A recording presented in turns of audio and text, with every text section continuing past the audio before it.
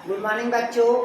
देखिएगा, आज जो मैं आप लोग को जो टॉपिक पढ़ाने जा रहा हूँ वो टॉपिक है एंथर एंड मेल गैमेटोजेनेसिस। मतलब सबसे पहले देखते हैं अपन एंथर को देखते हैं। किसको देखते हैं भाई? एंथर को। एंथर मीन्स क्या होता है? पुंकेसर। एंथर मीन्स क्या होता है? पुंकेसर। तो पौधों में नर जनन जो अंग होगा वही क्या कहलाएगा? हमारा एंथर कहलाएगा, या वही हमारा क्या कहलाएगा? मेल गैमेटोजेनेसिस कहलाएगा। ये जब हम फ्लावर देखते हैं तो फ्लावर का जो तीसरा पार्ट्स होगा, पहला पार्ट क्या होता है? कैलिक्स। सेकंड नंबर पे कौन होता है? कोरोला। थर्ड नंबर पे जो रहता है वो कहलाता है हमारा एंड्रोसियम कहलाता है, और फोर्थ नंबर कहलाता है वो हमारा गैनोसियम कहलाता है। तो जो हमारा जो तीसरा नंबर पे है जिसको हम क्या कहते हैं भाई? एंथर कहते हैं। क्लियर हुआ? जब ग्रुप में है तब उसे हम क्या कहते हैं? एंड्रोसियम कहेंगे। अगर सिंगल है, एक है, तब वो कहलाएगा हमारा क्या कहलाएगा? स्टेमेन कहलाएगा। क्या कहलाएगा? हमारा स्टेमेन कहलाएगा। जब हम स्टेमेन की बात करते हैं तो इसकी संरचना इस प्रकार से दिखाई देगा। इस प्रकार से क्या होगा? इसकी संरचना दिखाई देगा। कितना लोब्ड दिख रहा है? तो बाइलोब्ड दिखाई दे रहा है। कितना लोब्ड दिखाई दे रहा है? बाइलोब्ड। ये जो लोब होता है, मतलब जो स्टेमेन होगा, उसको जनरली कितने ग्रुप में बांटा गया है? तो 3 पार्ट्स में डिवाइड किया गया है।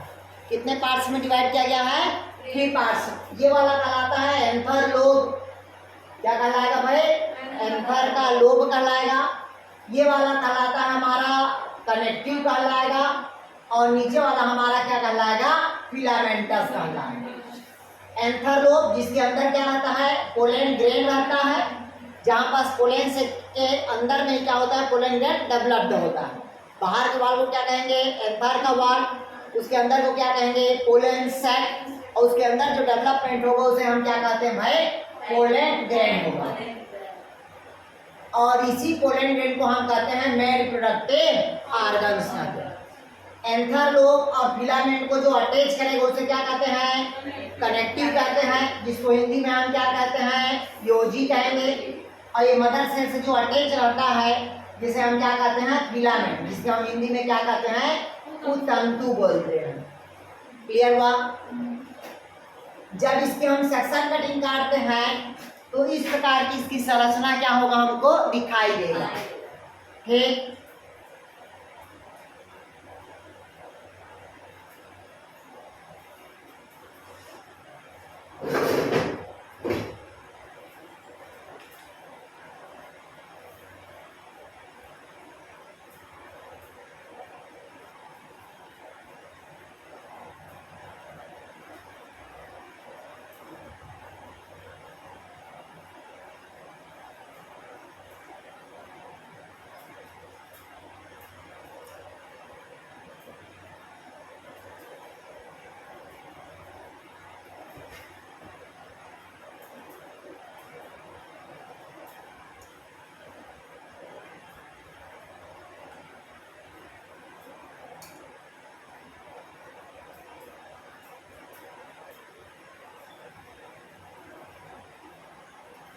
एंडोथीसियम,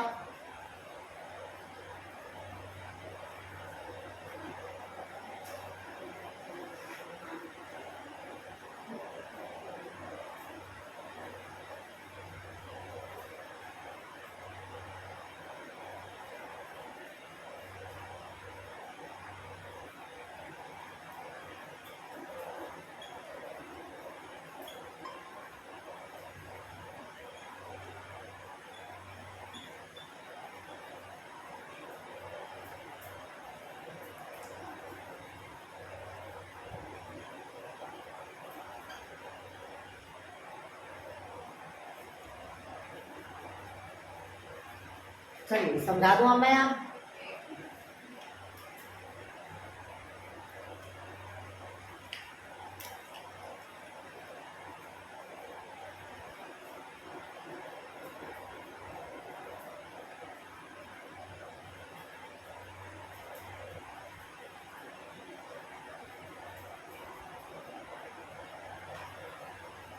हो गया? समझा दिया?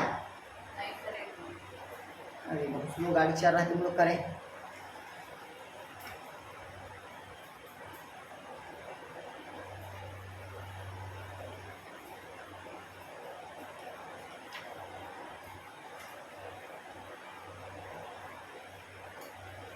तो क्या समझा दे आप? समझा दे? दीप्ति, संजीव, कमलेश, ज्योति, ध्यान से समझिएगा। सबसे पहले कहता है जब हम एंथर का सेक्शन कटिंग काटते हैं इसकी संरचना हमको इस प्रकार से क्या होता है दिखाई देता है, जो जनरली क्या होता है बाई लोब्ड होता है, दो लोब में क्या होता है बटा हुआ रहता है। जब हम इसकी सेक्शन कटिंग काटेंगे तो हमको इस प्रकार की इसकी संरचना क्या होगा दिखाई देगा। जब इस प्रकार की संरचना हमको दिखाई देगा तो सबसे जो बाहर का लेयर होगा, सबसे कौन सा लेयर कहता है बाहर का लेयर, इस बाहर के लेयर को हम क्या कहेंगे एपिडर्मिस कहते हैं। किसका बना होता है तो पैरेन्काइमेटस का, किसका बना होता है आपका ये पैरेन्काइमेटस का और सेल्यूलोज का बना होता है, लेकिन थिकनेस लेस रहता है, थिकनेस लेस रहेगा। मतलब epidermis it is outer most layer, मतलब यह सबसे क्या होगा बाह्य परत होगा। किसका बना होगा पैरेन्काइमेटस और दूसरा किसका बना होगा सेल्यूलोज का बना होगा। लेकिन इसकी मोटाई तो है, लेकिन मोटाई के साथ क्या होता है इसकी जो कठोरता है वो क्या है मुलायम है, कठोर नहीं है, मतलब थिकनेस लेस है। क्लियर में था क्या? दूसरा कहता है एंडोथीसियम, दूसरा क्या कहता है भाई एंडोथीसियम। तो एपिडर्मिस के नीचे 3 से 4 लेयर क्या पाया जाता है एंडोथीसियम पाया जाता है, जिसके अंदर में अल्फा सेल्यूलोज का जमा होता, और अल्फा सेल्यूलोज का जमा होने के कारण ही इसकी दीवार क्या होती है मोटी होती है।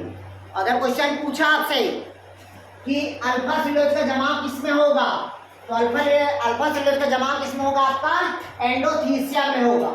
किसमें होगा भाई आपका एंडोथीसियम में ही अल्फा सेल्यूलोज का क्या होगा जमा होगा।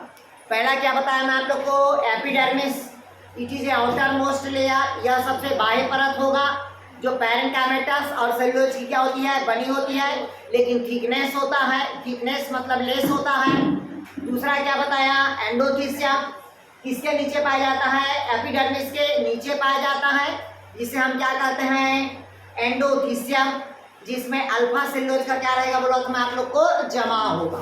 क्लियर है? जिसके कारण क्या होती है मोटाई होती है और ये कठोर होगी। क्लियर है? तीसरा होता है मिडिल लेयर, तो एंडोथीसियम के नीचे, एंडोथीसियम के नीचे टेपेटम के ऊपर 3 से 4 लेयर का क्या होता है मिडिल लेयर होता है। कितना लेयर होगा 3 से 4 लेयर का, क्या कहते हैं उसको मिडिल लेयर। अगला क्या होता है टेपेटम, जब मिडिल लेयर रैप्चर होता है, जब मिडिल लेयर क्या होता है रैप्चर होता है टूटता है, तो किसका फॉर्मेशन होगा टेपेटम का निर्माण होगा। ये जो टेपेटम होगा ये जनरली 2 प्रकार के होते हैं। टेपेटम कितने प्रकार का होगा 2 प्रकार की। अगर वो गोलाकार है, कैसा है भाई आपका गोलाकार है तो ग्रेनुलर कहलाएगा। क्या कहलाएगा ग्रेनुलर। अगर इसका साइज और शेप नहीं है तो क्या कहलाएगा अमीबा वाइट कहलाएगा।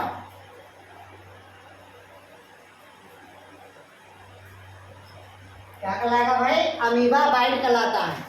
मतलब अगर गोल है तो गोलाकार दिखाई देगा, अगर आकार नहीं है क्या कहलाएगा वो अमीबा बाइट। इसका आकार टेपेटम का, और यही टेपेटम का मुख्य कार्य होता है पोलन ग्रेन को क्या प्रोवाइड करता है न्यूट्रिशन प्रोवाइड करता है। अगर पूछा टेपेटम का क्या काम होता है तो टेपेटम का क्या काम होगा भाई, क्या काम होगा पोलन ग्रेन को क्या करता है न्यूट्रिशनल प्रोवाइड करता है। न्यूट्रिशन मतलब भोजन प्रदान करता है। जैसे मैं बताया था ना स्पर्म को भोजन कौन प्रदान करता है सर्टोली सेल करता है, उसी प्रकार से पौधे में परागकण को भोजन कौन प्रदान करेगा टेपेटम करता है। क्लियर हुआ यहाँ तक के? आगे देखिएगा, अब इधर समझिए, पहले इधर देखिए डायग्राम तब लिखिएगा। कहता है जिस जगह पे endothecium middle layer tapetum absent होगा, देखिएगा इस जगह पे क्या होता है अब्सेंट होगा। कौन कौन अब्सेंट होगा एंडोथीसियम मिडिल लेयर और टेपेटम। जिस जगह पे तीनों क्या रहेगा एब्सेंट होगा उस जगह को हम क्या कहेंगे स्ट्रोमियम कहेंगे। क्या कहेंगे स्ट्रोमियम कहेंगे। और जब पोलन ग्रेन डिस्चार्ज होगा, पोलन ग्रेन क्या होगा डिस्चार्ज होगा, तो इसी मार्ग से पोलन ग्रेन क्या होता है बाहर निकलता है, क्योंकि स्ट्रोमियम की दीवार क्या होती है पतली होती है, केवल सिंगल लेयर होगा। और वहीं पास से पोलन ग्लैंड फट के क्या होता है, वो डिस्चार्ज होता है, बाहर निकलता है। क्लियर हो तक के? और ये बीच वाला क्या कहलाएगा, डिस्क का कहलाता है। क्या कहलाएगा आपका, डिस्क का कहलाएगा। ठीक, फिर ये वाला जो आपको दिख रहा है वो क्या कहलाएगा, पोलन सेक कहलाएगा। और जो अंदर में दिख रहा है वो क्या कहलाएगा, हमारा पोलन ग्लैंड कहलाएगा।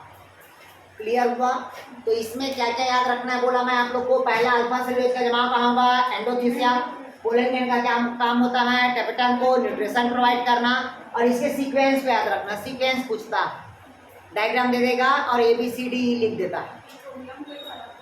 जिस जगह पे एंडोथीसियम, मिडिल लेयर और टेपेटम तीनों अब्सेंट होगा उस जगह को हम क्या कहते हैं, स्ट्रोमियम कहते हैं। क्या बोला मैं आप लोग को, एंडोथीसियम, मिडिल लेयर और क्या बोला, टेपेटम, तीनों क्या रहेगा, एब्सेंट होगा, उस जगह को हम क्या कहते हैं, स्ट्रोमियम कहते हैं। क्लियर हुआ यहां तक क्या?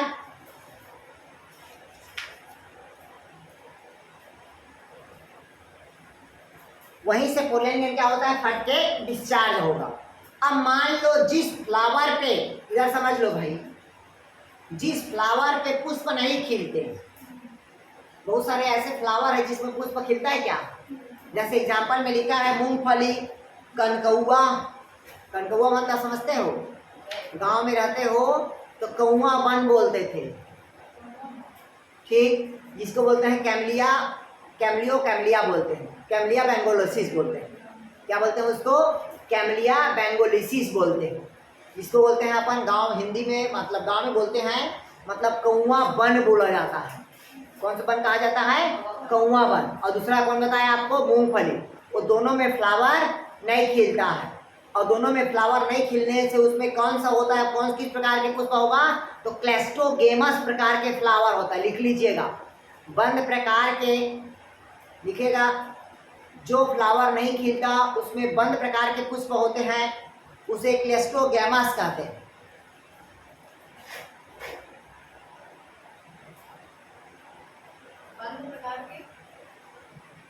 बंद प्रकार के पुष्प पाए जाते हैं, उसको कहते हैं क्लेस्टोगेमस। अगर यही बात बोल दिया जाए, बंद प्रकार के परागण को क्या कहते हैं, भैया रूम के दरवाजा अंदर बंद है, अंदर क्या कर रहे हैं पता चलेगा क्या, नहीं पता चलेगा। तो उसी प्रकार से क्या होता है, जब फ्लावर होता है और चारों तरफ से बंद रहता है फ्लावर का, तो अंदर में क्या होगा, निषेचन की क्रिया होती है। मतलब बंद प्रकार के निषेचन को हम क्या कहते हैं, क्लेस्टोगेमस कहेंगे।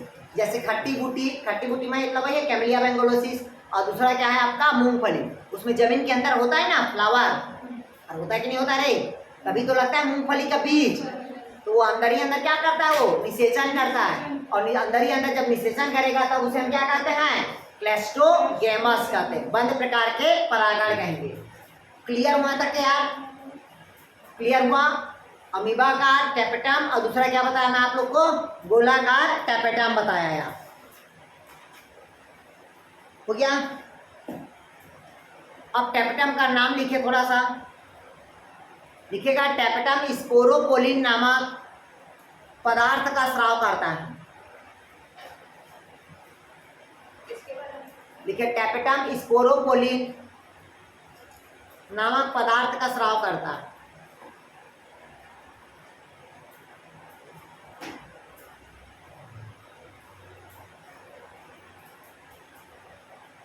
अगला लिखिए, टेपेटम में स्टार्च एवं प्रोटीन, लिखेगा टेपेटम में स्टार्च और प्रोटीन संग्रहण होता है।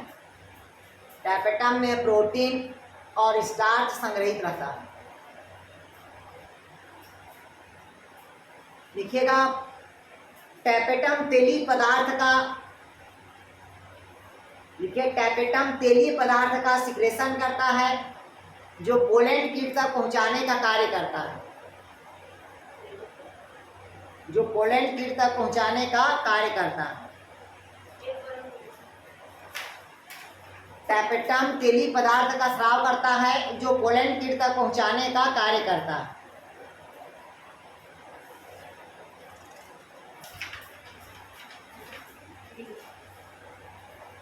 हो गया? तो क्या लिख लिया? अब लिखिएगा structure of pollen gland.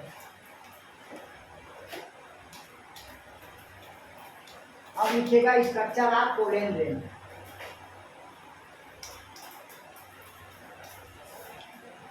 Structure of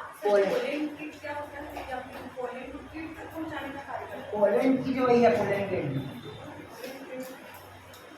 चलिए अगला हेड डालेंगे पोलन ग्रेन।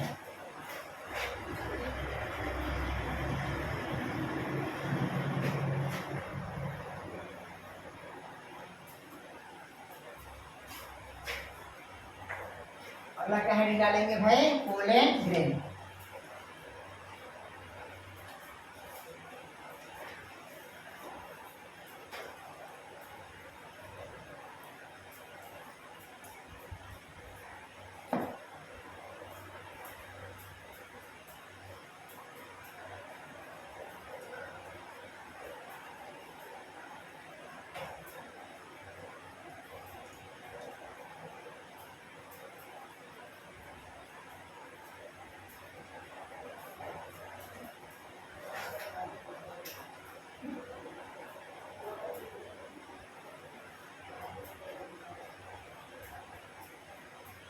चलिए समझा दे अब यार।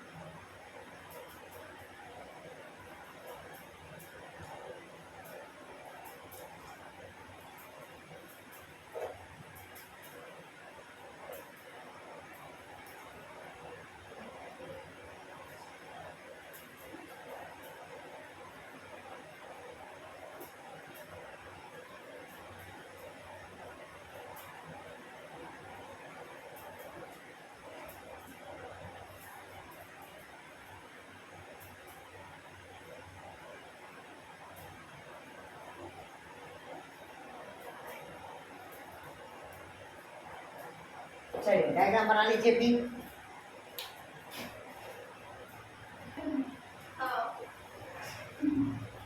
अब कहता है structure of pollen grain. Structure of pollen grain मतलब होता है पराग कण की संरचना। तो सबसे पहले देखिएगा जो पराग कण होता है वो अगुणित होता है। अगुणित मीन्स क्या होता है, हैप्लॉइड होगा। पराग कण क्या होगा, हैप्लॉइड। और हैप्लॉइड के साथ साथ पराग कण क्या होगा, यूनिसेलुलर होगा।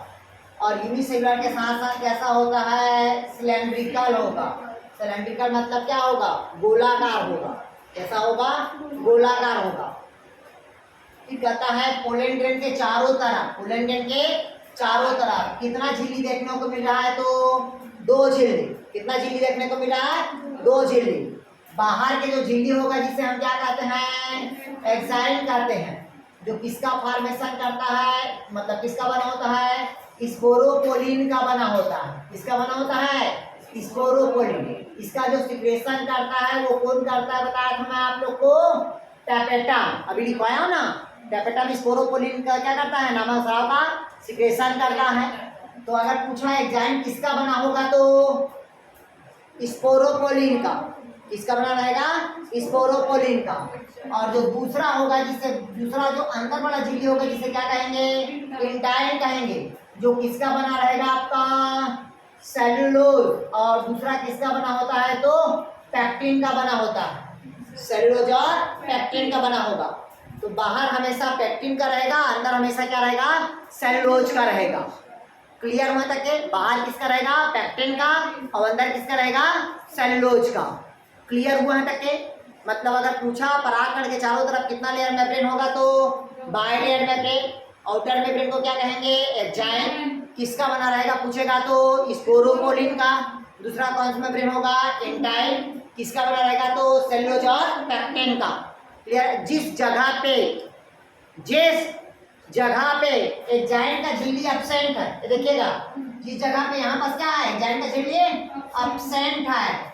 जिस जगह पे एंजाइम का झिल्ली क्या है, एब्सेंट है, उस जगह को हम क्या कहेंगे, जर्म ट्यूब कहते हैं। क्या बोलते हैं इसको, जर्म ट्यूब, या इसी को बोलते हैं पोलन का ट्यूब बोलते हैं। क्या बोलेंगे इसको, पोलन का ट्यूब बोलेंगे। इसके सेंटर पे न्यूक्लियस रहता है। इसके सेंटर पे क्या रहेगा? न्यूक्लियस।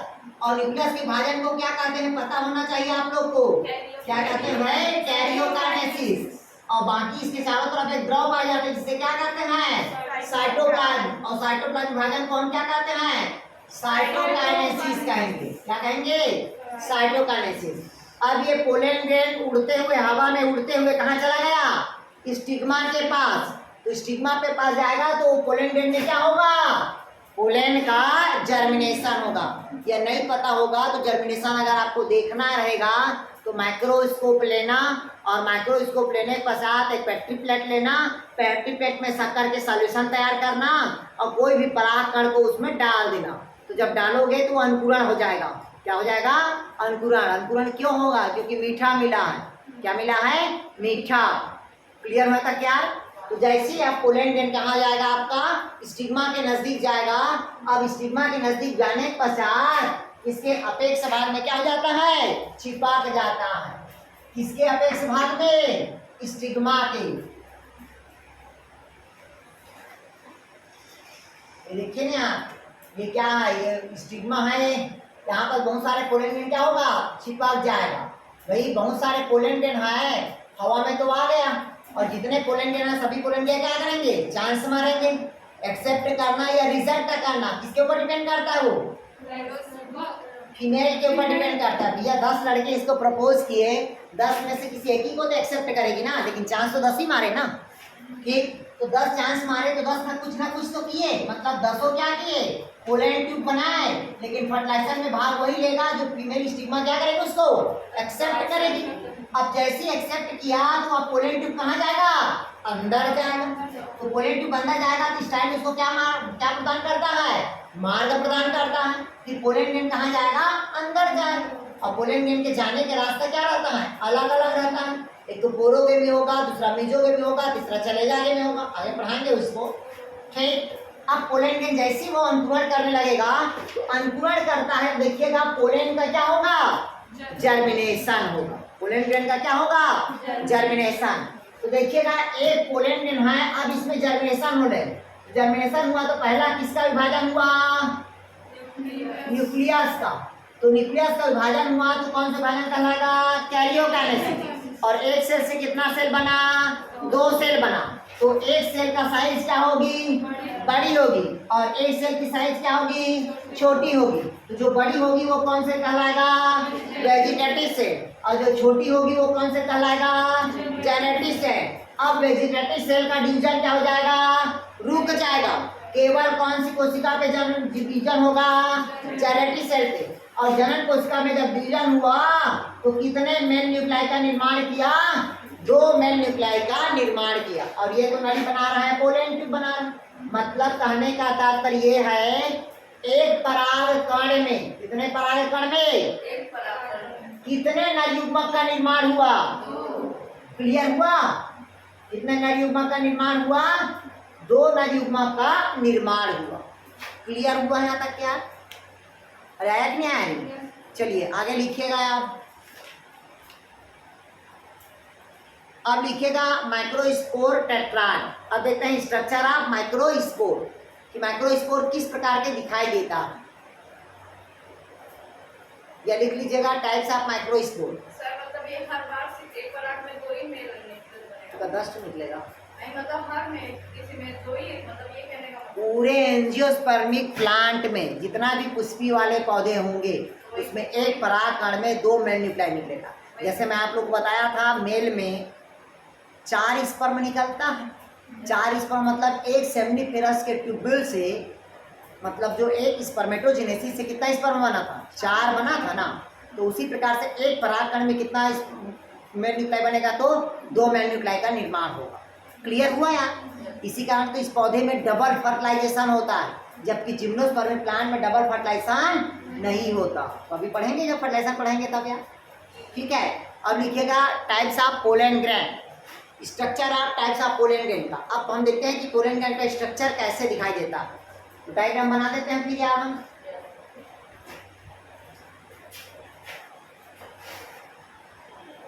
इधर समझिएगा, सबसे पहले कहता है पोलन ग्रेन।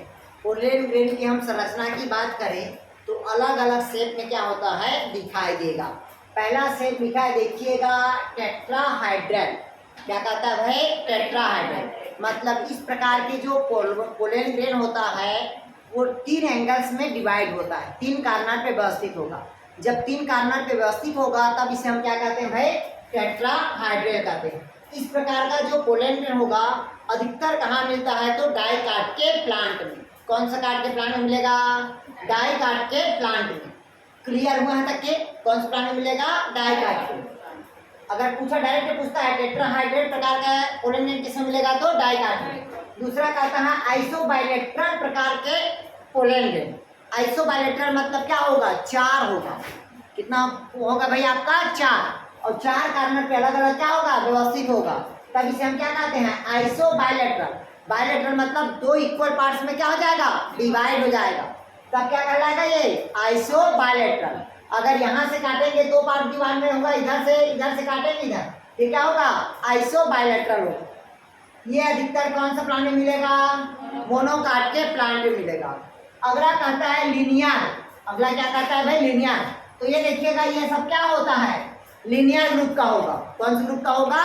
लीनियर ग्रुप का। और कुछ स्पीशीज में ऐसा क्या होता है? टी शिफ्ट होगा। कैसा होगा भाई आपका?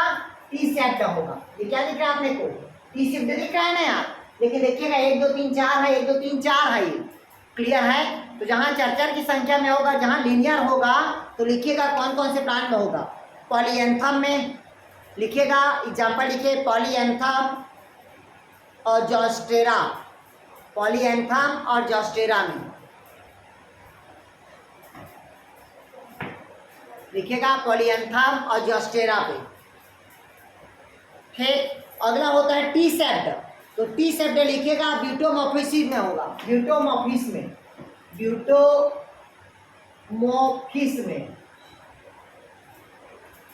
ब्यूटोमॉर्फिस में होगा। किस प्रकार का होगा? तो टी सेप्ड होगा। ये जो दिख रहा है ना वो कौन सा होगा भाई आपका? ये टी सेप्ड होगा। अच्छा ये टी सेप्ड है। ये कौन सेप्ड होगा भाई आपका? टी सेप्ड होगा। क्लियर है? कौन सेप्ड होगा आपका? टी सेप्ड। ये वाला होता है डिस्काइड सेप्ड। लिखिएगा ये जो दिख रहा है ये कौन सा होगा आपका? डिस्काइड सेप्ड। अगला लिखिएगा 5वां डिस्काइड सेप्ड। लीनियर बता दिया आपको ये तीसरा। चौथा ये होगा टी सेप्ड होगा। 5वां हमारा होगा डिस्काइड सेप्ड होगा। 5वां क्या होगा हमारा? डिस्काइड सेप्ड।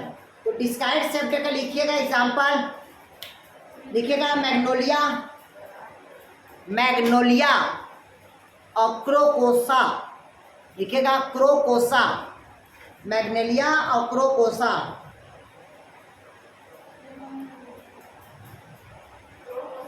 हाँ क्रोकोसा। ठीक। तो ये 5 प्रकार के हो गया क्या हमारा भाई आपका? Pollen grain. अब हेडिंग डालिएगा पोलिनिया। पोलिनिया हेडिंग डालेंगे पोलिनिया। लिखिएगा ग्रुप ऑफ पोलेन ग्रेन मतलब परागकण के समूह को पोलिनिया कहा जाता है। लिखिएगा परागकण के समूह को पोलिनिया कहा जाता है।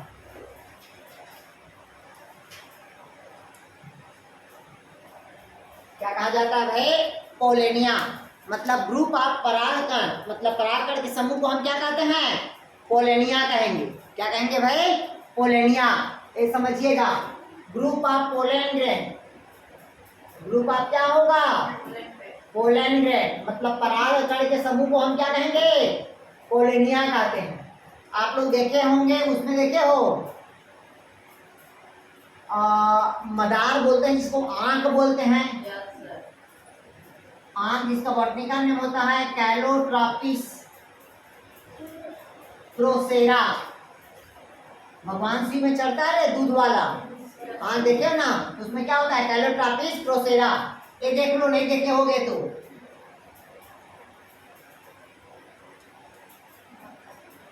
ये देखिएगा ऐसी रहता है।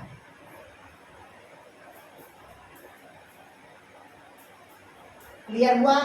ये कहलाता है आपका, क्या कहलाएगा? ये डायनोसर कहलाएगा। और ये वाला क्या कहलाएगा आपका? पोलेनिया कहलाएगा। क्या कहलाएगा भाई? पोलेनिया। मतलब डायनोस्टियम के अंदर में क्या होता है? धंसा हुआ रहता है। और धंसने के कारण वो स्वयं में पॉलिनेशन नहीं कर पाता। अब इसको अगर पॉलिनेशन करना है उसी पौधे में, तो इसको किसकी आवश्यकता पड़ेगी? इंसेक्ट की आवश्यकता पड़ेगी। तो इंसेक्ट के पैर में ये फंसेगा और फंसने के पश्चात ये कोलोनिया क्या निकलेगा? बाहर निकलेगा। जब बाहर निकलेगा तो इसकी स्ट्रक्चर इस प्रकार से दिखाई देगा। हवा में तैरता है, गौर किए हो? अरे हवा में दिखता है रे, पंख वाला। नींद आ रहा है क्या चंद्रा? तो क्या खोई हुई हो?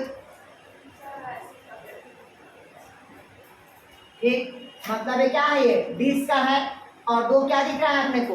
विंग सेट दिख रहा है। क्या दिख रहा है अपने को? विंग। मतलब जब हवा में तैरते रहता है ना, उसी प्रकार से रहता है ना, तो ये क्या कहलाएगा? उसका कॉर्डल कहलाएगा। और ये उसका क्या कहलाएगा?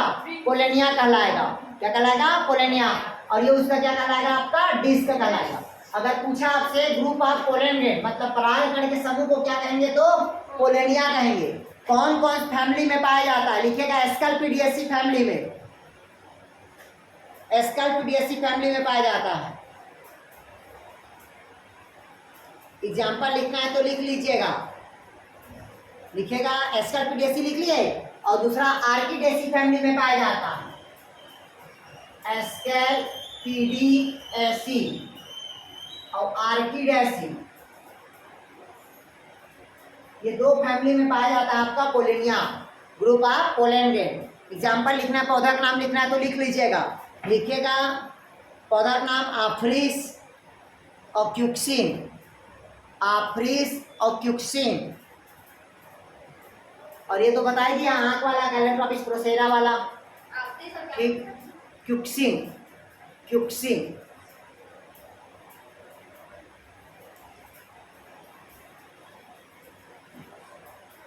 हो गया। अब अगला हेडिंग लिखेगा पॉलीस्पोरी। पॉलीस्पोरी जैसे कोलोनिया लिखे ना, तो ऐसे लिखेगा पॉलीस्पोरी।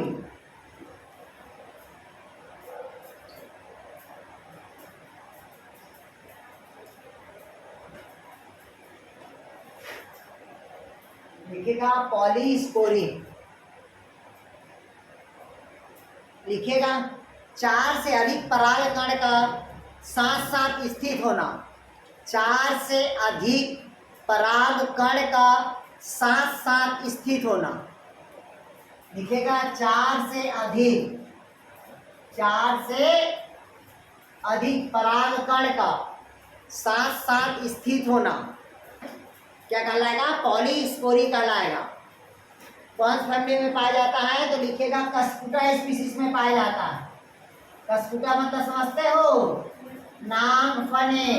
कौन फने? नाग फने। जैसे फड़ी नागवंश कौन सा है? दो ही तो नागवंश है, एक तो फड़ी नागवंश और दूसरा नागवंश छिंदक बोलते ना। तो एक छिंदक वाला वो फड़ी नाग वाला है और बस्तर तरफ छिंदक वाला है।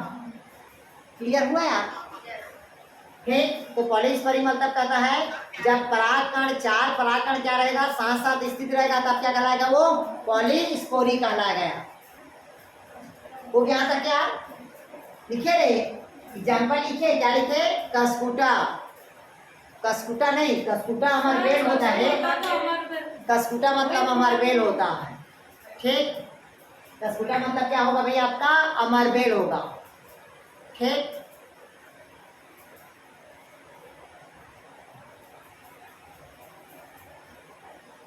हो गया था क्या? चलिए अब अगला हेडिंग डालिएगा। ये बता दिया मैं आप लोग को, पोलन ग्रैंड का स्ट्रक्चर बता दिया, पोलन ग्रैंड का जर्मिनेशन बता दिया, पोलन ग्रैंड कैसे फटता है, स्ट्रोमियम बता दिया। अब हेडिंग डालिएगा आप लोग ओव्यूल एंड फीमेल गैमेटोजेनेसिस। ये हमारा क्या हो गया? Male gametogenesis. दूसरा देखते हैं अपन ovule and female gametogenesis. Ovule and female gametogenesis.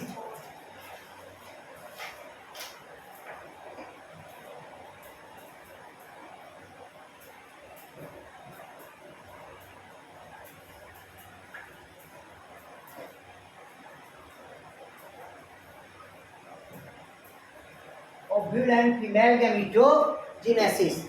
तो सबसे पहले स्ट्रक्चर आप क्या देखते हैं भाई? ओव्यूल देखते हैं। तो ओव्यूल का स्ट्रक्चर बना देता हूं फिर मैं यार। इधर देखिएगा, अब कहता है स्ट्रक्चर आप क्या कहलाता है अभी आपका ओव्यूल। जब हम ओव्यूल की स्ट्रक्चर देखते हैं तो पूरे एंजियोस्पर्मिक प्लांट में, कौन सा प्लांट में, एंजियोस्पर्मिक प्लांट में जो ओव्यूल मिलेगा वो एनाट्रोपस प्रकार का ओव्यूल मिलेगा। किस प्रकार का ओव्यूल मिलेगा, एनाट्रोपस। समझिएगा चीजों को भाई। अगर पूछेगा आपसे कि एंजियोस्पर्मिक प्लांट में किस प्रकार का ओव्यूल मिलेगा, तो किस प्रकार के ओव्यूल मिलेगा, तो एनाट्रोपस प्रकार का ओव्यूल मिलेगा। कैसा, एनाट्रोपस। क्योंकि इस प्रकार का जो ओव्यूल होता है वो आर्थोट्रोपस कहलाता है। क्या कहलाता है ये, आर्थोट्रोपस। इस प्रकार का ओव्यूल पढ़ते हैं ना, इस प्रकार का ओव्यूल क्या कहलाएगा, आर्थोट्रोपस, जिसमें माइक्रोपाइलर, चलाजा और फिनिकल तीनों एक लाइन पे रहेगा, तो वो ओव्यूल क्या कहलाएगा, आर्थोट्रोपस। ये अधिकतर जिम्नोस्पर्मिक प्लांट में मिलेगा। कौन से प्लांट में मिलेगा, जिम्नोस्पर्मिक। मतलब जिम्नोस्पर्मिक प्लांट का ओव्यूल कैसा होगा, आर्थोट्रोपस प्रकार का होगा। कैसा होगा, आर्थोट्रोपस। आर्थोट्रोपस कौन सा पौधों में, जिम्नोस्पर्म में। और हम पढ़ रहे हैं क्या, एंजियोस्पर्म। तो एंजियोस्पर्मिक प्लांट में जो ओव्यूल होगा वो एनाट्रोपस प्रकार का ओव्यूल होगा। मतलब आर्थोट्रोपस का सेम विपरीत होगा। सेम क्या होगा, विपरीत होगा। तब इसे हम क्या कहते हैं, एनाट्रोपस ओव्यूल कहेंगे। अब कहता ये है एनाट्रोपस में, इसमें जो फ्यूनिकल होगा और माइक्रोपाइलर होगा दोनों एक ही जगह मिलेगा। ये देखिएगा, फ्यूनिकल और माइक्रोपाइलर क्या होगा, दोनों एक ही जगह पे मिलेगा। किसमें, एनाट्रोपस में। जब किसके विपरीत दिशा पे हाइलम और चलेजा एक जगह रहेगा। ये चलाजा आगे क्या है, हाइलम है, ये दोनों एक जगह रहेगा, तब उसके क्या कहेंगे, एनाट्रोपस ओव्यूल कहेंगे। क्लियर हुआ तक के। अब कहता है दुनिया का कोई भी ओव्यूल हो, ओव्यूल के चारों तरफ कितना सीट कोट रहेगा, 2 सीट कोट रहेगा। एक होगा आउटर इंटूमेंट, दूसरा क्या रहेगा, इनर इंटूमेंट। तो जो आउटर इंटूमेंट होगा, कौन सा इंटूमेंट कहता है भाई, आउटर इंटूमेंट, ये हमेशा टेस्टा का निर्माण करेगा। आउटर इंटूमेंट किसका निर्माण करेगा, टेस्टा का। और जो इनर इंटूमेंट होगा वो किसका निर्माण करेगा, टेगमेन का। और दोनों मिलके पौधे के बीच के किसका निर्माण करेगा, सीड कोट का निर्माण हो करेगा, बीज कवच का निर्माण करेगा। ध्यान समझिएगा, आउटर इंटूमेंट किसका निर्माण करता है, टेस्टा का। इनर इंटूमेंट किसका निर्माण करेगा, टेगमेन का। और दोनों मिलकर किसका निर्माण करेगा, सीड कोट का। मतलब बीज के ऊपर के कवच का निर्माण कौन करता है, तो इंटूमेंट करता है। क्लियर हुआ। जिस जगह पे, इधर समझ लो, जिस जगह पे इंटूमेंट एब्सेंट होगा, जिस जगह पे क्या होगा, इंटूमेंट एब्सेंट होगा, उस जगह को हम क्या कहेंगे, माइक्रोपाइलर कहेंगे। इसी कारण कोई भी सूखा बीज जल का अवशोषण किस भाग से करेगा, माइक्रोपाइलर से करेगा, क्योंकि वहां पर सीड कोट क्या है, एब्सेंट है। आया कुछ समझ रहे, नहीं आया। और माइक्रोपाइलर के विपरीत दिशा में क्या रहेगा बोला था, चलाजा। और अंदर में पूरा जो दिख रहा है वो क्या कहलाएगा, एम्ब्रियो सेक कहलाएगा। क्या कहलाएगा, एम्ब्रियो सेक। एम्ब्रियो सेक आगे पढ़ेंगे, एम्ब्रियो सेक को इसलिए डिफाइन नहीं कर रहे हैं पास। क्लियर हुआ था क्या, आ गया समझ। चलिए अगला लिखिएगा,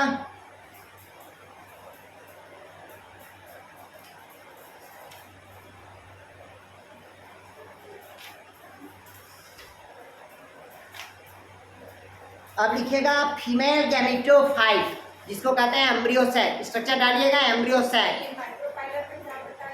अरे जिस जगह पे इंस्ट्रूमेंट एब्सेंट होगा उस जगह को क्या कहते हैं, माइक्रोपाइलर कहते हैं। हेडिंग डालिएगा, एम्ब्रियो सैक।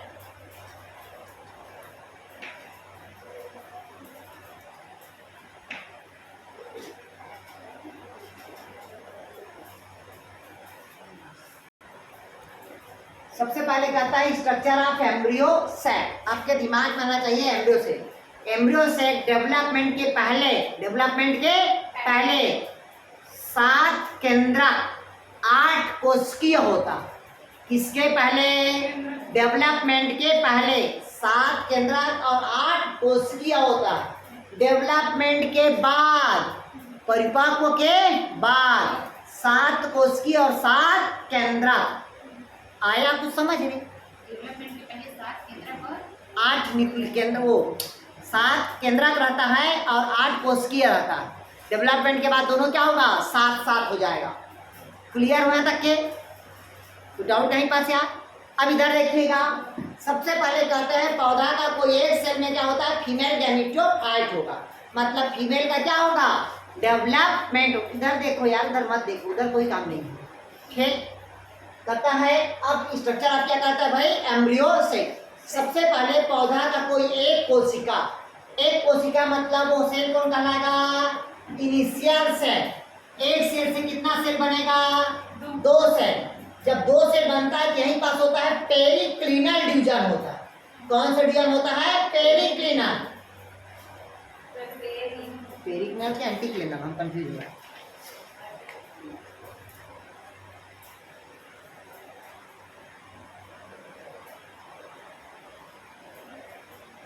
हाँ, पेरिक्लिनल डिवीजन होता है। कौन सा डिवीजन होता है? Periclinal division. मतलब एक सेल से कितना सेल बना? 2 सेल। कौन सा डिवीजन हुआ यहाँ पास से? पेरिक्लिनल डिवीजन होगा।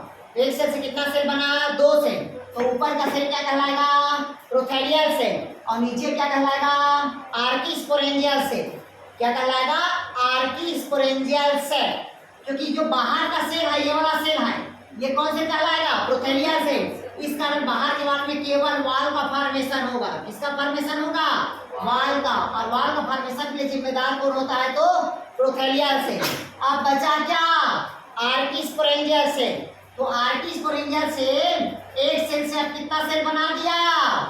2 सेल। क्योंकि ये 2 सेल तो बन गया, ऊपर का प्रोथेलियल सेल और नीचे क्या था? आर्किस्पोरेंजियल।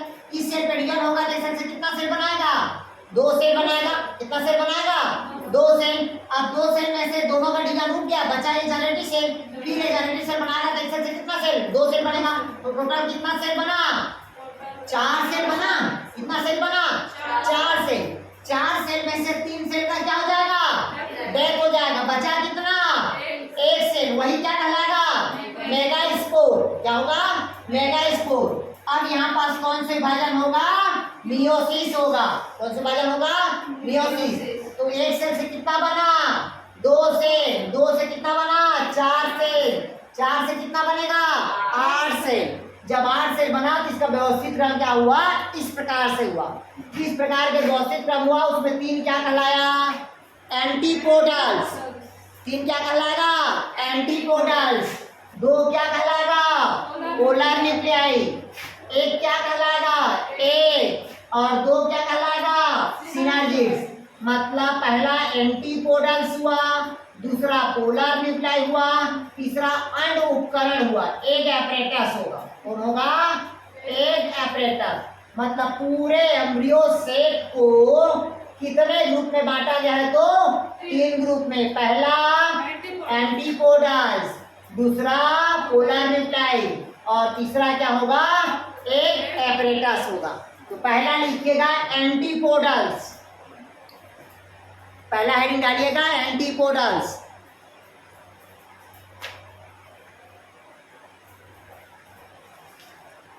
लिखिएगा एंटीपोडल्स। लिखिएगा या चलाजा के, लिखिएगा या चलाजा के तरह 3 कोशिकाओं का समूह होता है।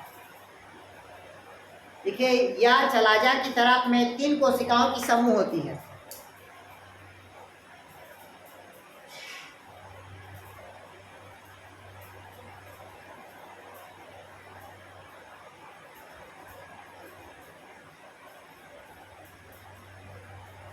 हो गया?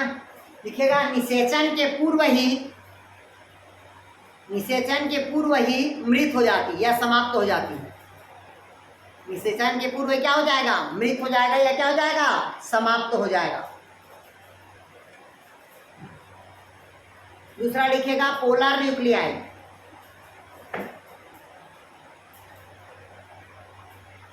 लिखिएगा यह भ्रूण कोश की सबसे बड़ी कोशिका होती है। देखिए, यह भ्रूण कोश की सबसे बड़ी कोशिका होती है जो बाई न्यूक्लिएट होता है। यूनिन्यूक्लिएट ना होकर क्या होता है? बाई न्यूक्लिएट होगा, 2 न्यूक्लियस वाला होगा।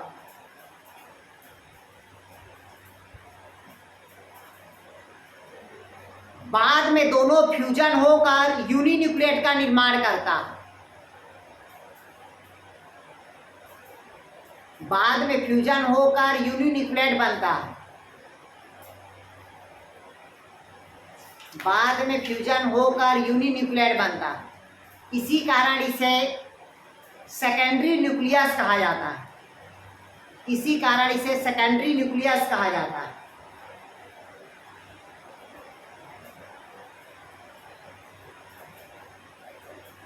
या प्लाज्मोडेस्माटा के संपर्क के कारण ही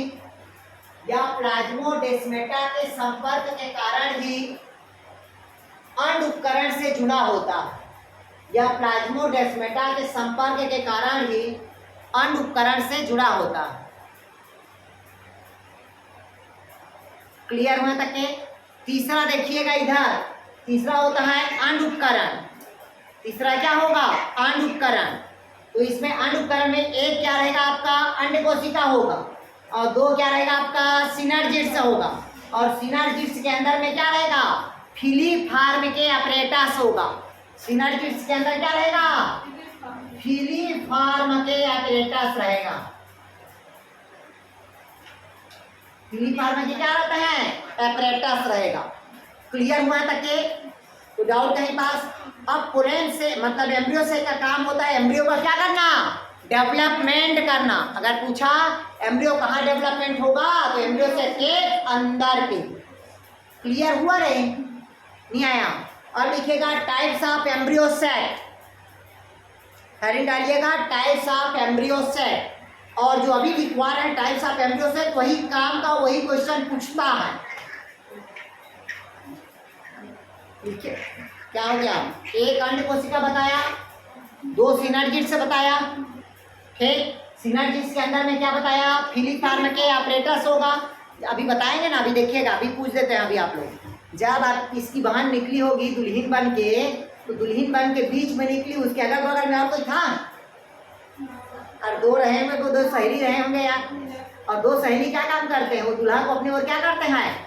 अट्रैक्ट करते हैं। वो तो जा रहा है दुल्हा दुल्हन तो मेरी ही है बोल के, तो अगर अगर पड़ोसी रहते हैं। उसी प्रकार के सिनर्जिड्स के अंदर क्या रहता है? फिलीफार्म के अपरेटस होता है, जो पोलन ग्रैंड के मेन न्यूक्लाई को अपनी ओर क्या करता है? अट्रैक्ट करता।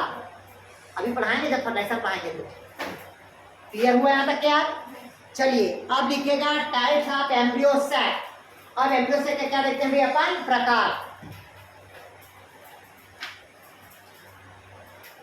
इधर देखिएगा, ये मोस्ट इंपॉर्टेंट टॉपिक है। यहाँ से एक क्वेश्चन आने का चांसेस रहता है। केवल एग्जाम्पल पूछता है कि कौन मोनोस्पोरिक है, कौन बाइस्पोरिक है और कौन टेट्रास्पोरिक है। मैं आपको एक सिंपल लॉजिक बता रहा हूँ, उसको याद करने का तरीका होता है। सबसे पहले देखिएगा types of embryo set. Embryo set generally 3 ही प्रकार का होता है। एक क्या होता है? मोनोस्पोरिक, दूसरा क्या होगा? बाइस्पोरिक, और तीसरा क्या होता है? टेट्रास्पोरिक। इसका मतलब समझिएगा।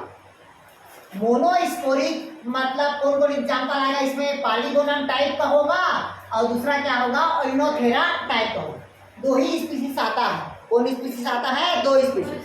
पहला पॉलीगोनम प्रकार का, और दूसरा क्या होगा? ओइनोथेरा टाइप का। पॉलीगोनम में कितना कोशिका होगा? 7 कोशिका। कितना न्यूक्लियस होगा? तो 7। ओइनोथेरा टाइप में कितना सेलर होगा? 4। और कितना न्यूक्लियस होगा? तो 7। अब यहाँ पास लिखा है, देखिएगा चलाजा लिखा है, यहाँ पास क्या लिखा है? माइक्रोपाइलम। इसका मतलब ये है कि जो मोनोस्पोरिक होगा, इधर समझिएगा, मैं आप लोग को बताया कि पौधे का कोई एक सेल इनिशियल सेल बताया, एक सेल से कितना बताया? 2 सेल पेरिफेरल डिवीजन हुआ, फिर 2 सेल से कितना बना? 4 सेल। 4 सेल बना ना यार? बना कि नहीं बनाया? 4 सेल में से कोई एक सेल फंक्शनल होगा, जिसको हम क्या करते हैं बताया था? मेगास्पोर। अब एक सेल से कितना सेल बनेगा? 2 सेल। तो 2 सेल में से एक सेल चला गया किसके? चलाजा की तरफ, और एक सेल किसके तरफ आ गया? माइक्रोबाइलर की तरफ। क्योंकि ये स्ट्रक्चर आप क्या है? ओव्यूल है। तो स्ट्रक्चर आप ओव्यूल होगा, किस प्रकार की संरचना है? ये क्या कहलाएगा? चलाजा, और ये क्या कहलाएगा? माइक्रोबाइलर। तो एक सेल चला गया किसके? चलाजा की तरफ, एक सेल किसके तरफ चला गया? माइक्रोबाइलर। तो तो जो चलाजा की तरफ गया वही डेवलप्ड किया, जो चलाजा की तरफ गया वही क्या किया, डेवलप्ड किया, तब वो क्या कहलाएगा, पॉलीगोनम टाइप कहलाएगा। आया समझ? और जो माइक्रोपाइलर की तरफ जा गया वो क्या कहलाएगा, ओइनोथेरा टाइप कहलाएगा। तो इसको पूछता है 7 कोशिकी और 7 केंद्र, 4 कोशिकी और 7 न्यूक्लियस। क्लियर हुआ था क्या? क्लियर हुआ था क्या? नहीं आया पक्का? अब दूसरा कहता है बाइस्पोरी, मतलब इसमें केवल एक ही फंक्शनल था। एक ही फंक्शनल मतलब 3 का क्या हो गया था, एक हो गया था, केवल एक फंक्शनल था। जब एक फंक्शनल था तब क्या कहलाया वो, क्लियर हुआ? अब कहता है बाइस्पोरी। अब क्या कहता है, बाइस्पोरी। तो बाइस्पोरी मतलब कितना फंक्शनल होगा, 2। वहां पास कितना डेथ हुआ था, 3 हुआ था मोनोस्पोरी में। यहाँ पास कितना डेथ हो जाएगा, 2 डेथ होगा। और 2 कोशिका जब डेथ होगा तो 2 कोशिका क्या होगा, इसका फंक्शनल होगा। 2 कोशिका क्या होगा, फंक्शनल। अब 2 कोशिका फंक्शनल होगा तो एक किसके तरफ जाएगा, चलाजा की तरफ, और एक किसके तरफ जाएगा, माइक्रोपाइलर की तरफ। नहीं समझ? जैसे मोनोस्पोरिक में देखें कि एक से जो डेवलपमेंट हो गए केवल चलाजा की तरफ गया तो उसे क्या कहते हैं, पॉलीगोनम। दूसरे में अगर वो माइक्रोपाइलर की तरफ गया तो क्या कहलाया, ओइनोथेरा कहलाया था। आया समझ? नहीं आया? और इसमें जब 2 सेल से एक सेल किसके तरफ गया, केवल दोनों सेल किसके तरफ चला गया, चलाजा की तरफ। दोनों किसके तरफ चला गया, चलाजा की तरफ। तो ये कहाँ चला गया, चलाजा की तरफ चला गया ना यार? नहीं आया सर? जब चलाजा की तरफ चला गया बाइस्पोरिक में तो यहाँ पास क्या होता है, 2 डेवलप्ड होता है। कितना डेवलप्ड करता है, 2 का डेथ हुआ और 2 फंक्शनल हुआ। इस कारण इसको क्या कहते हैं, बाइस्पोरिक कहेंगे। क्या कहेंगे इसको, बाइस्पोरिक, क्योंकि 2 डेवलप्ड करता है। अब जो बाइस्पोरिक होगा वो अलग अलग प्रकार का होगा। पहला क्या कहता है, एलियन टाइप का। दूसरा क्या होगा, एंडाइमियन टाइप का होगा। तो जो 2 कोशिका है, दोनों कोशिका किसके तरफ चला गया, चलाजा की तरफ। और जब दोनों चलाजा की तरफ गया तो सेल का क्या हो गया, डेथ हो गया। तो उसमें कितना न्यूक्लियस बचा, केवल 4 न्यूक्लियस और 4 न्यूक्लियस। क्योंकि ऊपर का सेल क्या हो गया, डेथ हो गया। ऊपर का 2 का कितना बनता है, 4 बनता है ना भाई, ऐसे बनता है ना, 1 2 3 4 रही। और नीचे कितना बनेगा, 4। तो केवल नीचे वाला क्या करेगा, सर्वाइव करता है। तो लिखा है देखिएगा 4 न्यूक्लियस और 4 न्यूक्लियस, मतलब कौन सा बनेगा आपका, एलियन टाइप का बनेगा। दूसरा बाइस्पोरिक में क्या होगा, एंडीमैन टाइप होगा। तो ये माइक्रोपाइलर की तरफ क्या हो जाएगा, सेल का डेथ होगा। उसमें चलाजा की तरफ डेथ हुआ था और यहाँ पास किसका होगा, माइक्रोपाइलर का जब डेथ होगा तो यहाँ पास कितना कोशिकी बनेगा, 7 कोशिकी और 7 न्यूक्लियस का क्या होगा, निर्माण होगा। ये कौन हुआ आपका, बाइस्पोरिक। तो आपको ये सब नहीं पूछेगा, डायरेक्ट पूछता है, एग्जाम्पल पूछता है बाइस्पोरिक एग्जाम्पल कौन होगा, तो एलियन टाइप होगा और क्या, एंडेमियन टाइप होगा। क्लियर होता है? अब कहता है टेट्राइस्पोरी। अब कौन कहता है भाई, टेट्राइस्पोरी। अभी तक के हम देखते थे उसमें केवल कितना फंक्शनल था, एक फंक्शनल हुआ तो मोनोस्पोरिक, 2 फंक्शनल हुआ तो बाइस्पोरिक। अगर चारों डेवलप्ड करने लगा तो 4 तो कितना बनेगा, 16। तो हमेशा देखिएगा मोनोस्पोरिक में कितना बना, 8। बाइस्पोरिक में कितना बना, 8। और टेट्रास्पोरिक में कितना बनेगा, 16। कैसे बनता है 16, क्योंकि ये 4 सेल है, इसमें चारों क्या हो जाता है, फंक्शनल होगा। तो 1 का 4, 2 का 4, 3 का 4, 4 का 4, तो 4 तो कितना हुआ, 16। तो जितना भी 16 न्यूक्लियस वाला होगा वो क्या होगा, टेट्रास्पोरिक। अब इसका एग्जाम्पल देखिएगा, एडोक्सा। एडोक्सा में जो न्यूक्लियस का अरेंजमेंट होगा वो कैसा होगा, 2+2 होगा। मतलब 4 क्या रहेगा, न्यूक्लियस रहेगा और उसके साथ कितना सेलुलर रहेगा, 7 सेलुलर रहेगा। लेकिन अरेंजमेंट कैसा होगा, 2+2 होगा। क्लियर हुआ यार? नहीं आया? तीसरा कहता है प्लुम्बागो। तो प्लुम्बागो में ये चारों क्या रहेगा, सिंगल रहेगा, 1+1+1+ रहेगा। और सभी कितना बनाएगा, 8 न्यूक्लियस बनाएगा। कितना न्यूक्लियस बनाएगा, 8 न्यूक्लियस। तीसरा होगा क्या, पिनिया, इसका भी अरेंजमेंट कैसा होगा, 1 + 1 + 1, कितना न्यूक्लियस बनाएगा, 16। इसका भी व्यवस्थित क्रम कितना रहेगा, 1 + 3, कितना न्यूक्लियस बनाएगा, 16। तो इसको याद करने की जरूरत नहीं है, केवल एग्जाम्पल याद रखना, केवल मोनोस्पोरिक का याद रखना और बाइस्पोरिक का। जो उसके अलावा बच गया वही क्या कहलाएगा, टेट्रास्पोरिक आएगा। आया कुछ समझ?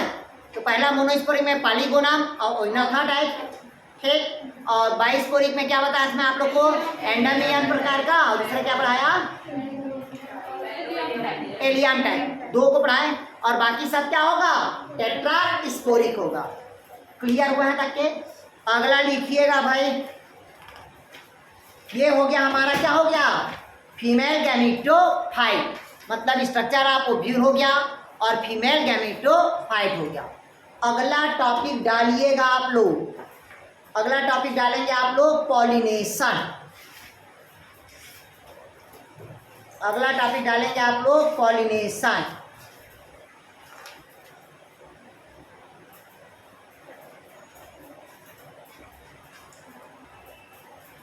इधर देखिएगा टॉपिक लिखा है पॉलिनेशन।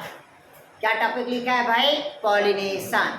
तो कहता है एक मैच्योर फ्लावर के, मतलब एक परिपक्व पुष्प के परागकोश से पराग कण निकल कर उसी पुष्प के वर्तिकाग्र पर जाकर गिरना या दूसरे पुष्प के वर्तिकाग्र पर जाकर गिरना, ये दोनों क्रिया क्या कहलाएगा, पॉलिनेशन कहलाएगा। ध्यान समझिएगा, एक परिपक्व क्या है, पुष्प है, एक परिपक्व पुष्प के परागकोश से पराग कण निकल कर उसी पुष्प के वर्तिकाग्र पर गिरना या दूसरे पुष्प के वर्तिकाग्र पर जाकर गिरना, इन दोनों क्रिया को हम क्या कहते हैं, पॉलिनेशन कहते हैं।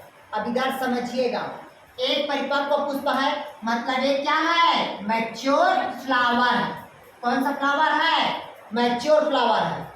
इस मैच्योर फ्लावर के ये क्या होगा, एंथर होगा, ये क्या होगा, एंथर। अब एंथर से कौन डिस्चार्ज होता है, पोलन ग्रेन, और डिस्चार्ज होके उसी फ्लावर की स्टिग्मा पे क्या होता है, ट्रांसफर होगा, या अदर फ्लावर की स्टिग्मा पे क्या होगा, ट्रांसफर होगा। इट इज कॉल्ड क्या कहलाएगा, क्लियर हुआ? अब कहता है भाई जो पॉलिनेशन होगा वो दो प्रकार के कहता है। कितने प्रकार के कहता है पॉलिनेशन, दो प्रकार के। जब दो प्रकार के पॉलिनेशन होगा तो एक पॉलिनेशन कहलाता है सेल्फ पॉलिनेशन और दूसरा क्या कहलाएगा भैया आपका, क्रॉस पॉलिनेशन। ठीक, इधर दोनों को समझ लो, फिर एक को डिफाइन करते हैं। अब फ्लावर कितना प्रकार का बताया मैं आप लोग को, मतलब पॉलिनेशन कितना प्रकार का पढ़ाया, दो प्रकार के होगा। पहला इधर समझ लो, अभी डिस्क्राइब करेंगे। एक मैच्योर फ्लावर है, एक परिपक्व क्या है, पुष्प है। इस परिपक्व पुष्प से ये क्या कहलाएगा, एंथर। यहाँ से कौन डिस्चार्ज होता है, पोलन ग्रेन, और सेम फ्लावर की स्टिग्मा पे ट्रांसफर होना, सेम फ्लावर की स्टिग्मा पे क्या होना, ट्रांसफर होना। इसका क्या कहलाएगा, सेल्फ पॉलिनेशन। ठीक, और वही दूसरे फ्लावर का अगर स्टिग्मा पे जाके गिरा तो वो क्या कहलाएगा, क्रॉस पॉलिनेशन। होगा कि नहीं होगा यार? और सेल्फ पॉलिनेशन के लिए किसी माध्यम की आवश्यकता नहीं होती, और क्रॉस पॉलिनेशन के लिए क्या होता है, किसी माध्यम की आवश्यकता होती है। देखिएगा, इसको लड़के वाले आएंगे देखने के लिए तो बताएंगे लड़के वाले कि अरे वहाँ चल दो यार, लड़की है वहाँ, तो वहाँ को बताने वाला क्या हुआ, माध्यम हुआ ना यार। तो माध्यम हुआ मतलब क्या होगा, क्रॉस पॉलिनेशन होगा।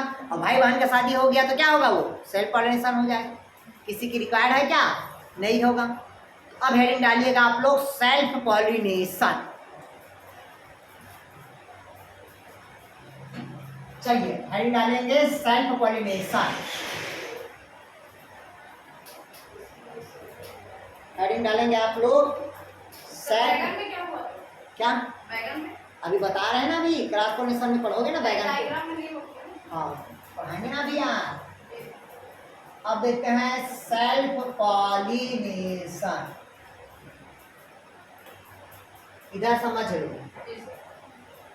सेल्फ पॉलिनेशन मतलब होता है स्वपरागण, मतलब कहता है, इधर समझ लो,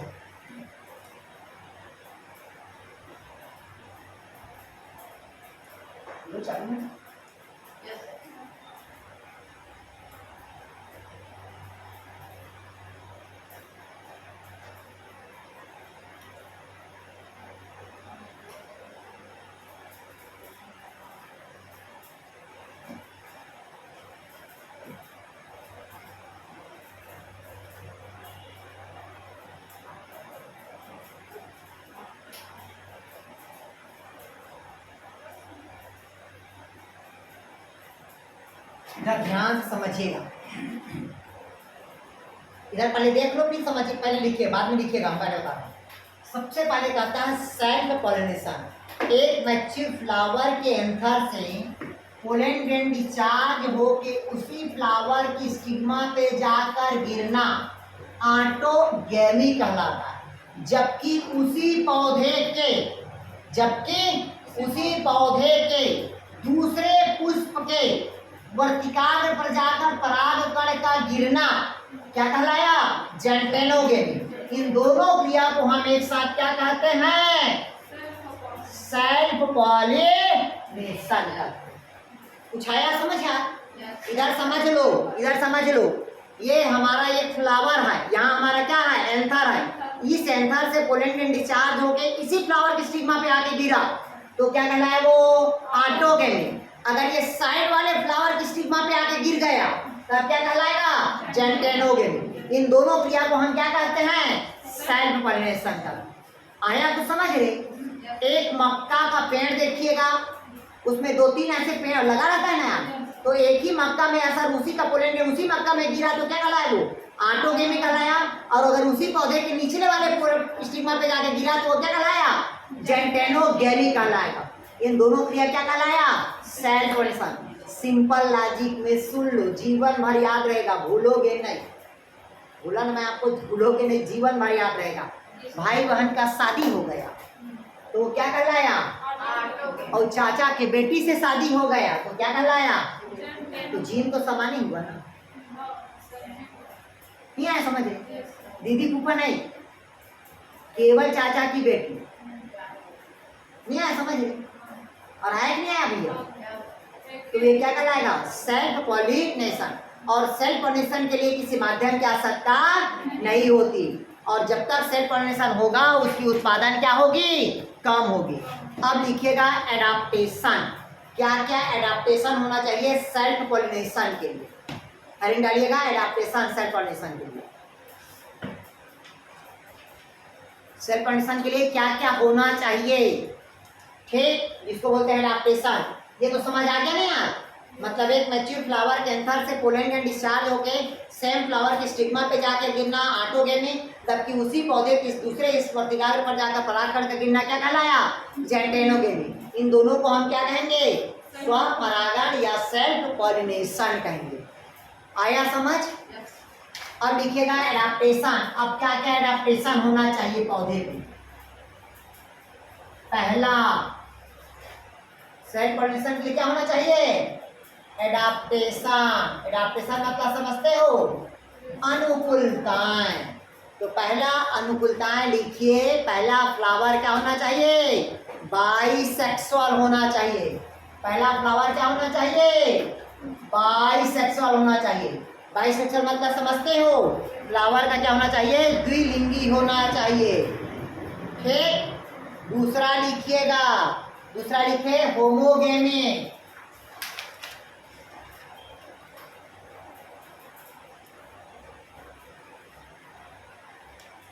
होमोगेमी मतलब समझते हैं आप? पहला तो समझ आ गया ना, बाइसेक्सुअल मतलब फ्लावर पे एक ही पुष्प में मेल और फीमेल दोनों होना चाहिए, तब फ्लावर क्या होगा? बाइसेक्सुअल।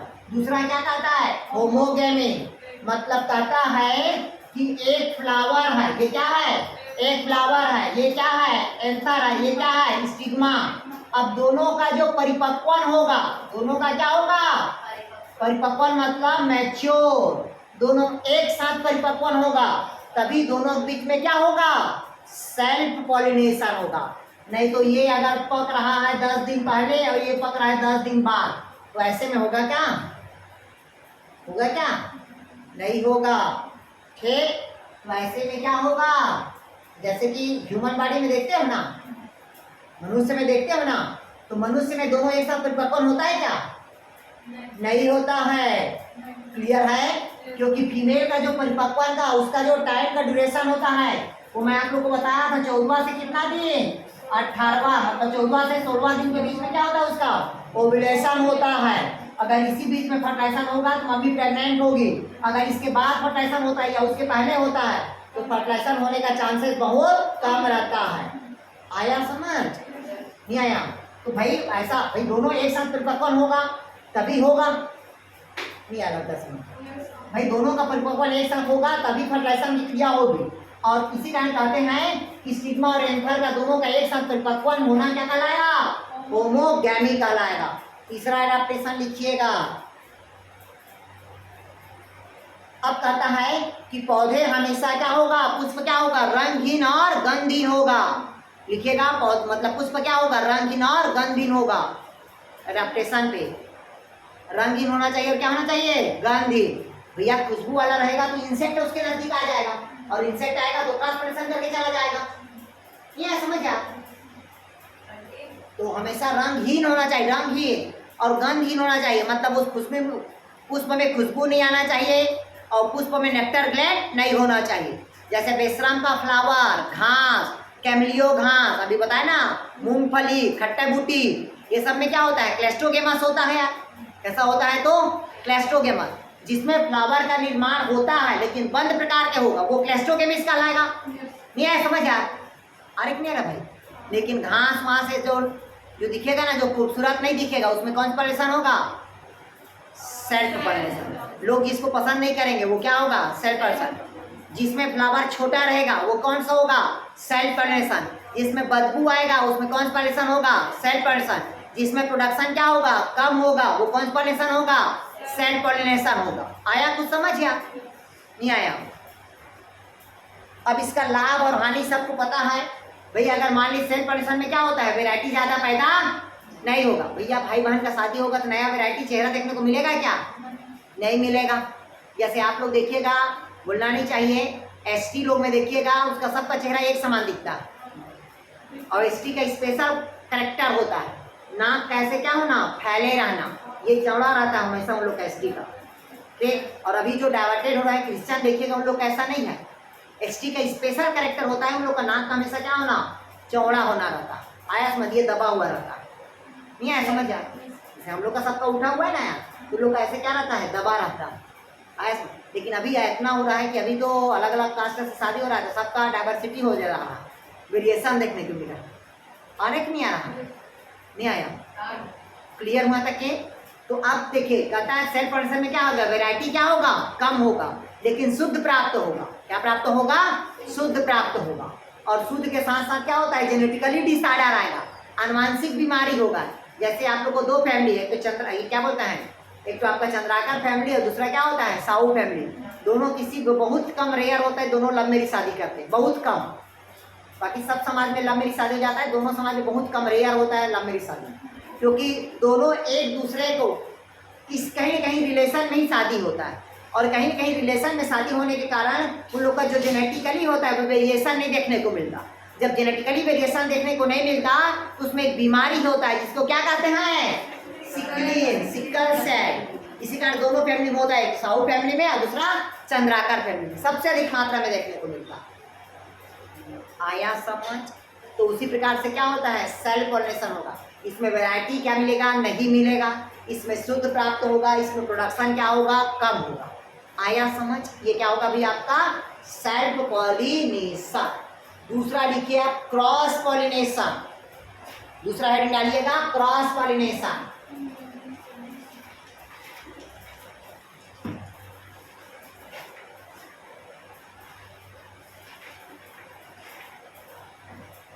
दूसरा क्या देखेंगे भाई, क्रॉस पॉलिनेशन।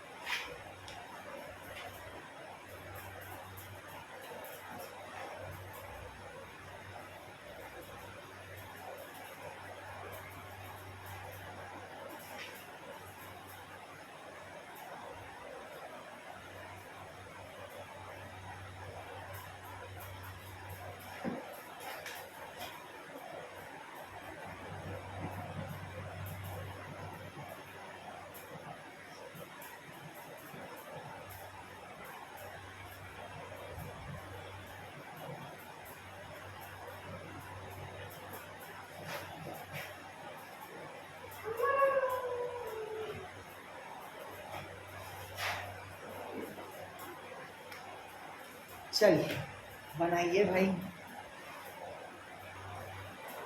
सबसे पहले करता है, अब कौन सा टॉपिक हमारा भाई? Cross pollination. कौन सा पॉलिनेशन? Cross pollination. तो इसमें भी वही होगा, एक परिपक्व पुष्प के परागकोश से परागकण निकलकर दूसरे पुष्प के वर्तिकाग्र पर जाकर गिरना, या दूसरे प्रजाति के पुष्प के वर्तिकाग्र पर जाकर परागकण का गिरना, ये भी क्रिया क्या कहलाएगा? पॉलिनेशन कहलाएगा। बट एक पुष्प का पराग निकलकर दूसरे पुष्प के वर्तिकाग्र पर जाकर अगर गिरा तो वो क्या कहलाएगा? एलोगेमी कहलाएगा। जबकि दूसरे अनुवांशिकी रूप से अलग रहेगा, उसके पौधे की स्टिग्मा पे जाके गिरा तो वो क्या कहलाया? जीनोगेमी कहलाएगा। और दोनों क्रिया को हम एक साथ क्या कहते हैं? क्रॉस पॉलिनेशन कहते हैं। जैसे इधर देखिएगा, ये टमाटर का पौधा का पुष्प बगल के टमाटर वाले पुष्प के वर्तिकाग्र पर जाके गिरा तो वो क्या कहलाया? क्योंकि दोनों एक ही खाए, टमाटर, तो क्या कहलाया? एलोगेमी। अब टमाटर का आनुवंशिक पदार्थ क्या है? अलग। और बैगन का आनुवंशिक पदार्थ क्या है? अलग, लेकिन दोनों एक ही जाति से।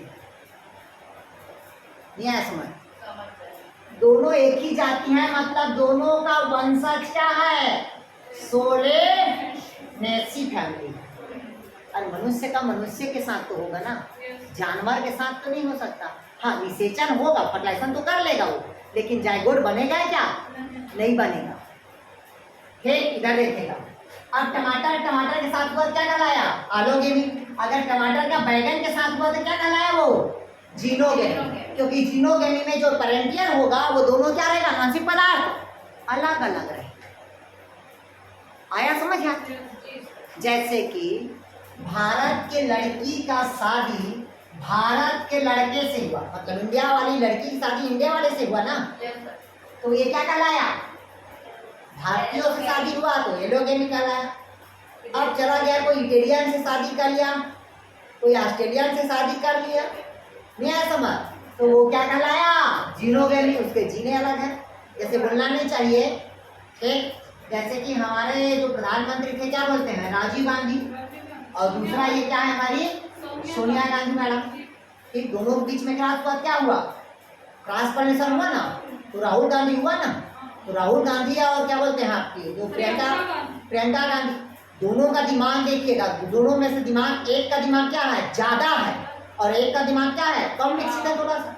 भाई राहुल गांधी प्रियंका गांधी की तुलना में प्रियंका गांधी क्या है? ज्यादा पावरफुल है। नहीं आया समझ? आ रहा कि नहीं आ रहा? मतलब उसकी जो करेक्टर है, एक ही छोड़ के आया ना करेक्टर, नहीं आया, तो एक ज्यादा डोमिनेंट हुआ, एक क्या हुआ? कम। हाँ, लेकिन राहुल गांधी के जब बेटा होगा या बेटी होगा, उसका जो दिमाग होगा वो ज्यादा पावरफुल होगा। नहीं आया समझ? क्योंकि वो कैसा है? वो क्रॉस पॉलिनेशन है।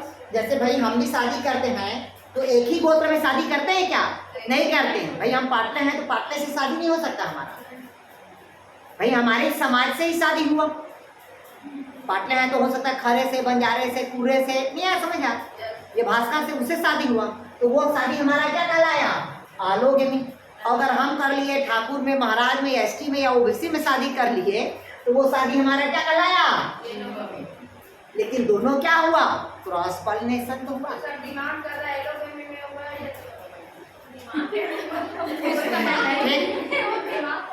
क्रॉस पॉलिनेशन मतलब जब दो अलग अलग स्पीसीज के बीच क्रॉस होगा तो वेरिएशन ज्यादा देखने को मिलेगा।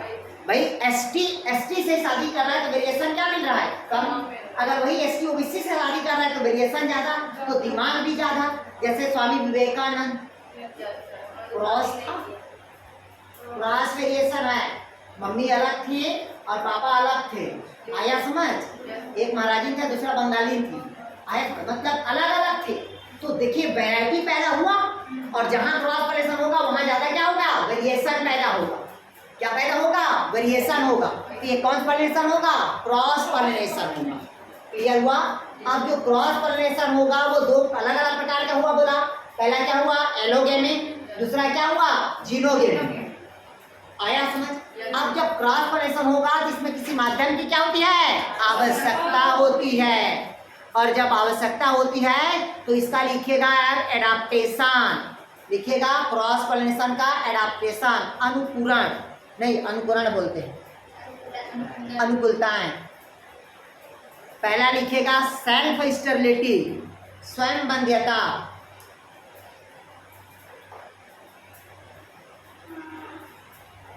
पहला लिखिएगा सेल्फ स्टेबिलिटी। सेल्फ स्टेबिलिटी मतलब समझते हो ये? स्वयं बंध्यता, स्वयं के बंध्यता के कारण क्या हो जाता है? स्वयं बंध्यता। ये देखिएगा पहला आता है सेल्फ स्टेबिलिटी, इधर समझिएगा सेल्फ स्टेबिलिटी, स्वयं बंध्यता। अब कहता है भाई ये परागकण है, ये क्या है? परागकण उड़कर दूसरे पुष्प के स्टिग्मा पे जाके गिर गया, न जिसका जाति है न जिसका वंश है। ये समझ, जैसे कि एग्जाम्पल के लिए इधर देखिएगा, ध्यान समझिएगा। अब टमाटर का जो पोलेन ग्रेन होकर सरसों के में जाके गिरेगा तो गिर तो गया, अंकुरण तो किया, लेकिन निषेचन में भाग लिया क्या? तो क्या कहलाया वो? मतलब स्वयं की बंध्यता के कारण वो निषेचन की क्रिया में भाग नहीं ले पाता, तो वो क्या कहलाएगा? Self stability. जैसे कि लिखिएगा मक्का, सेब, अंगूर, आर्किड।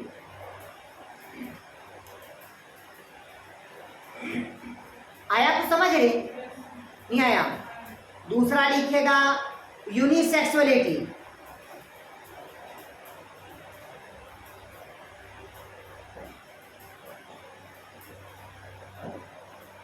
दूसरा लिखिए यूनिसेक्सुअलिटी।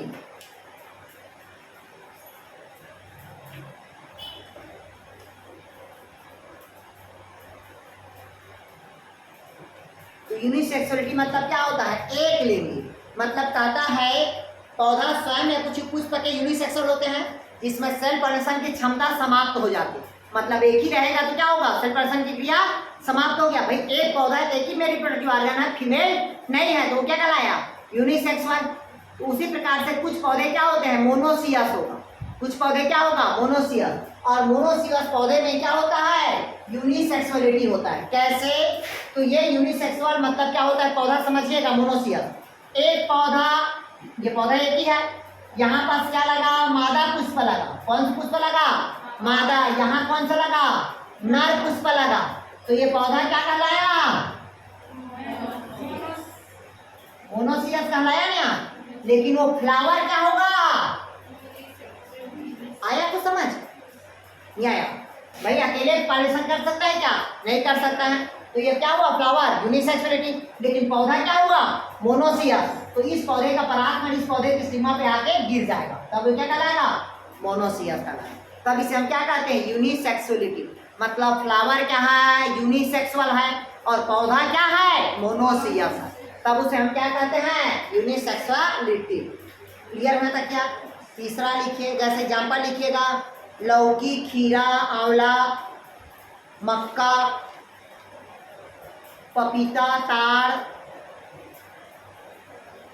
पपीता, ताड़,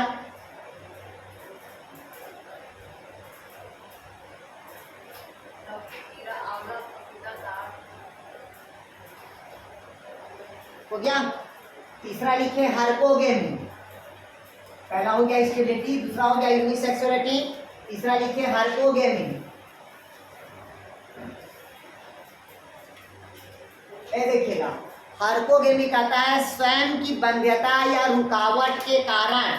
किसके कारण कहता है? स्वयं की बंध्यता या रुकावट के कारण क्रॉस पॉलिनेशन में भाग नहीं ले पाता है, तब इसे हम क्या कहते हैं? हार्कोगेमी कहते हैं। ये समझ लो।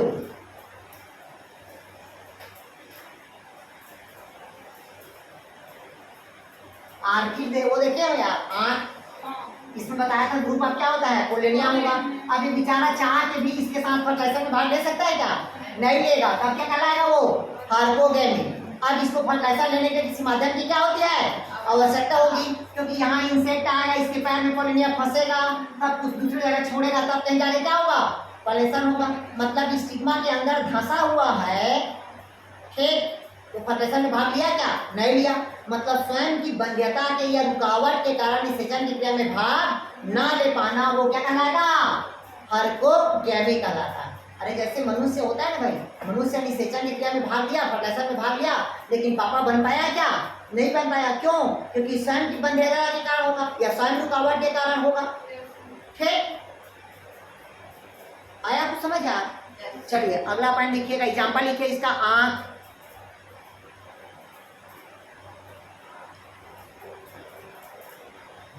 अगला लिखिए डाइकोगेमी। हर्कोगेमी बात क्या लिखेंगे? डाइकोगेमी।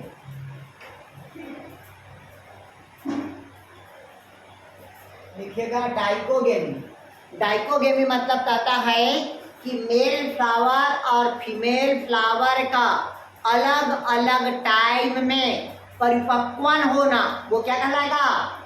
डाइकोगेमी कहलाएगा। मतलब अलग अलग समय में जब परिपक्वन होगा तो पॉलिनेशन होगा क्या यार? नहीं होगा। बेचारी मतलब मान लो फीमेल है जो परिपक्व हो गया और मेल नहीं आया तो फीमेल क्या हो जाएगी? नष्ट हो जाएगी। उसी प्रकार से परागकण तो एकदम डेवलप्ड है और उधर फीमेल डेवलप्ड नहीं है तो वो हवा से उड़ के कहाँ गिरेगा? सॉइल के सरफेस में गिरेगा और परागकण क्या हो जाएगी? नष्ट हो जाएगी। और आपको पता होना चाहिए क्रॉस पॉलिनेशन के लिए क्या होता है? अधिक परागकण की आवश्यकता होती है।